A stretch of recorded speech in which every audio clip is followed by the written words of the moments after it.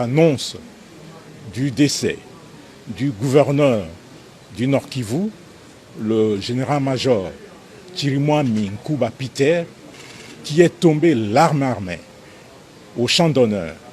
Il a été blessé, on l'a évacué et tout a été fait pour qu'il arrive à Kinshasa et que l'enchemine pour des soins appropriés à l'extérieur du pays. Mais malheureusement, il a succombé de ses blessures. Voilà l'essentiel de tout cela et les honneurs lui seront rendus lors des obsèques nationales qui seront organisées ici à Kinshasa. Le message que je voudrais adresser aux militaires des forces armées et à tous les défenseurs de la République, et particulièrement aux vaillants combattants Wazalendo VDP, est celui-ci. La meilleure façon de venger le général Chirimwami est de repousser ses agresseurs et de récupérer toutes les localités qu'ils occupent aujourd'hui. C'est un devoir, c'est une obligation et cette obligation est patriotique.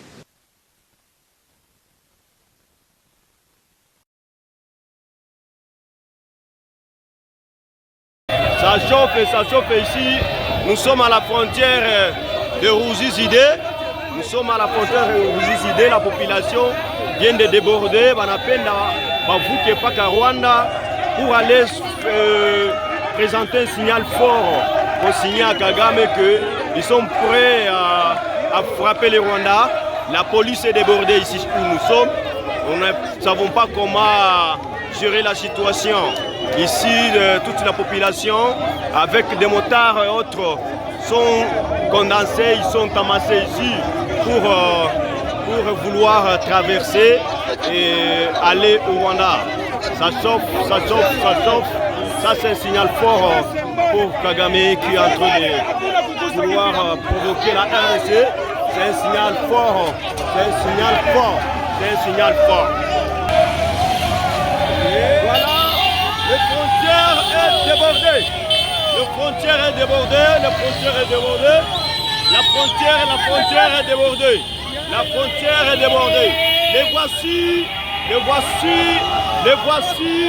voici dans la frontière. À l'intérieur de la frontière où nous sommes, ça chauffe vraiment. Ils sont là, ils prennent la direction du Rwanda. Ils prennent la direction du Rwanda. On ne sait pas comment gérer la situation ici. On ne sait pas comment gérer la situation ici en douane. La frontière est tellement débordée. Les agents commis à la sécurité ici sont aussi débordés. Ils ne savent pas comment gérer les manifestants qui sont venus en masse pour mettre en garde Kagame et son gouvernement. Ça chauffe vraiment, ça chauffe ici. Ça chauffe vraiment. Ça chauffe, chers amis. Voilà la police qui est là pour sécuriser les manifestants, mais vraiment ça marche pas. Ils sont tous débordés. La police est débordée. On ne sait pas comment faire ici Antoine. On ne sait pas comment faire vraiment.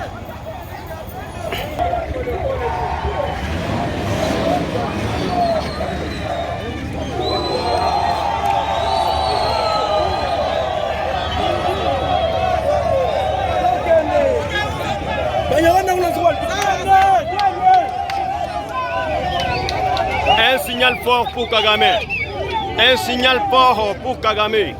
La population de Bukavu sont tous dans la rue.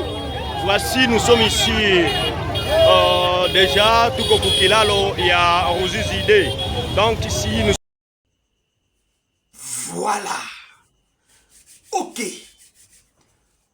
Plusieurs bataillons renforcés au Sud Kivu.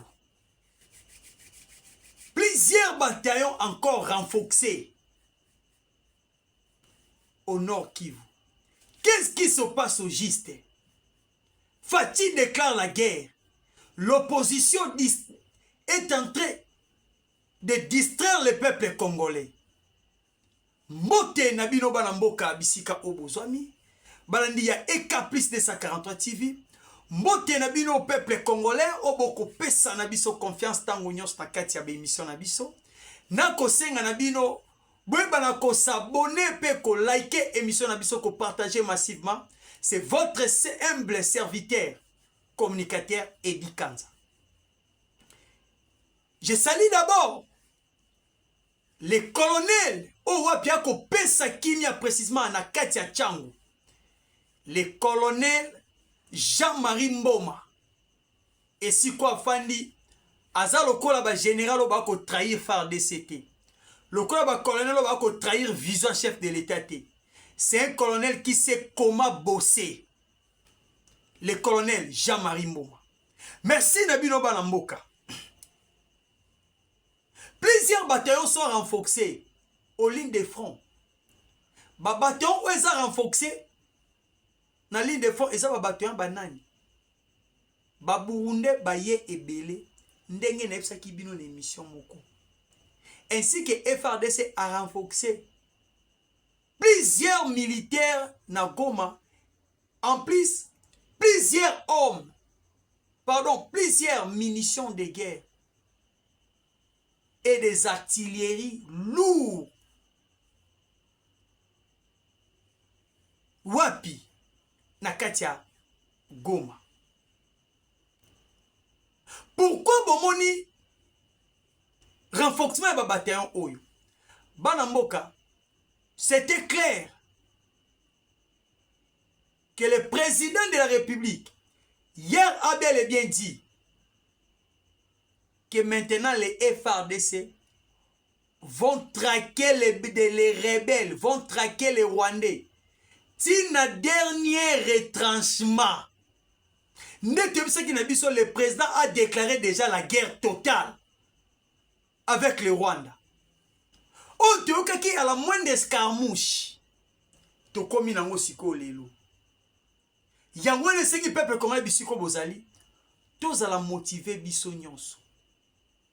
Je pense que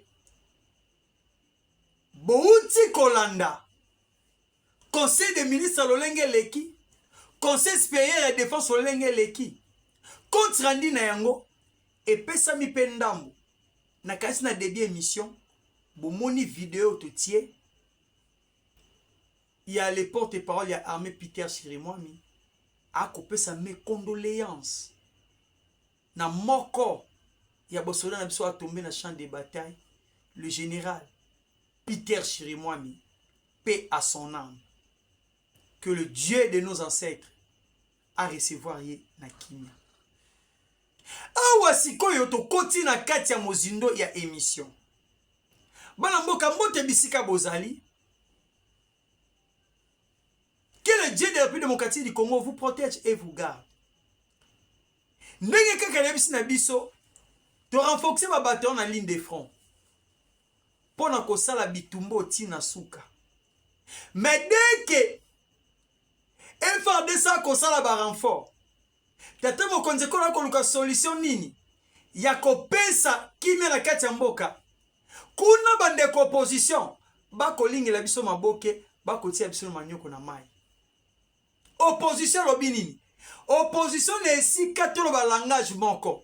Ba ya ba mobiliser pe population pour tout récupérer dans mboka na biso, mais opposition congolaise et koti pour la distraire la population congolaise. Na koloba nini? Oh, bango ba eko sala communiquer moko lelo après avoir ko sala ba réunion na bango. Croyez que kutu nga na bulaki ba réunion ba ko sala ba ko ya pour na ko mobiliser peuple congolais pour na agression rwandaise o etelemeli biso. Ba bosani que la quête agression oyo ba o ba ko kufa eza ba peuple bon ba ya ko diriger. Mais comment lelo oyo bino oleboya bon conscientiser bango bo ebisa na biso to kota d'esprit de guerre le côté mon konze ko le sia lobi yango. Mais bino rien. Oh non. Wanso wa sangana wa politicien soutani. Ba esko ko lo babwe. Oh toko barre route et pas Félix Tshisekedi pour changer constitution te toko barre route pour na dictature oyo eza ko s'installer na 4 pays démocratique du Congo. Mboke na bitumba bango basangani bako barre route pour la constitution. Tata mokonzi ye moko lelo. Tango akoti conseil des ministres. Conseil supérieur de la défense. Est-ce que boyoki na munoko na ko makambo constitution? Boyoki yango. Mais total ici wapi? Esiko ba koluka ba yiba mboka na biso. Esiko ba koluka ba botola mboka na biso. Yango na bana mboka na ebisi na bino. Bino nyonso bo balusa mukongo pona opposition oyo. Ndako ezo kendete. Yozo lingolala. Na momo eza biso nyonso totala esika moko poto libérer mboka. Bomoni bandeko ruzizite. Bandeko ruzizide. Ba percer barrière ba tindiki ba solo ba boyi bango kuna ba keti na barrière à Rwanda. Ba salu esenge ba sala ba yebisi na bango.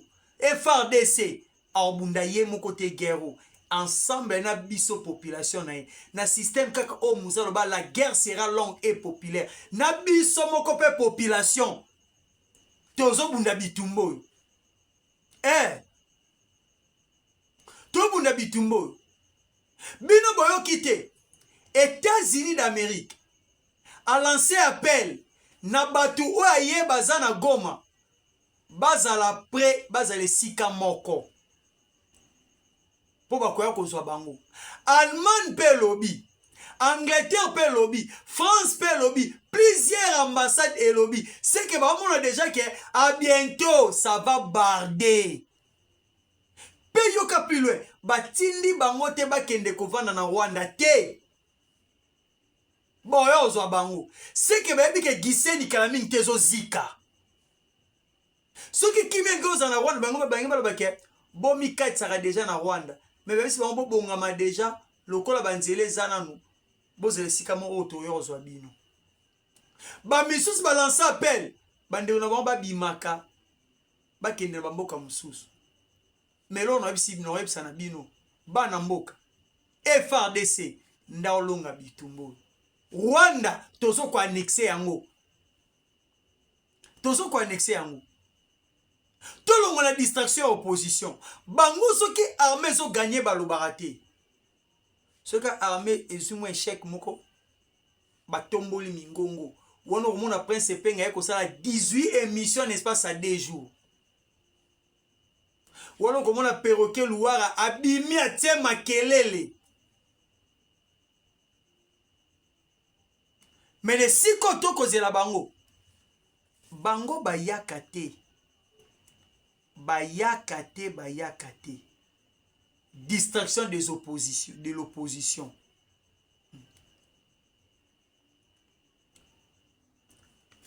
Distraction totale. Bako luka comment ya kokwesa biso bolonga te bakolonga te bana mboka. Le combat continue sur plusieurs fronts.